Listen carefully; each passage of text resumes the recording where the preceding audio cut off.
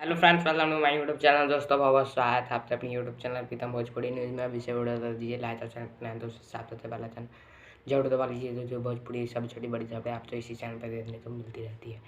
दोस्तों बता दो, खेसारी लाल यादव की most awaited film litti chokha का प्रमोशन इस बार जमकर कर रहे हैं और सारे स्टार इस बार भोजपुरी इंडस्ट्री में एकता का परिचय दे रहे हैं। और मैं तो चाहूँगा छोटे से छोटे स्टार की मूवी हो तो सब जितने भी बड़े छोटे स्टार हैं सब उसका प्रमोशन करें।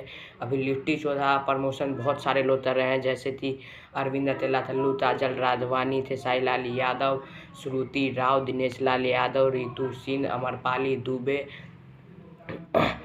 मनोज टाइगर, संजय पांडे, क्या नाम है उनका, महेश आचार्य, संजय महानंद जो कि कॉमेडियन है, सारे लोग जमकर प्रमोशन कर रहे हैं। लिट्टी चोखा फिल्म था जो कि कल आने वाला है। इसका ट्रेलर RDC भोजपुरी चैनल पर 31 मार्च सुबह 7:30 बजे। जी हाँ दोस्तों, सुबह 7:30 बजे।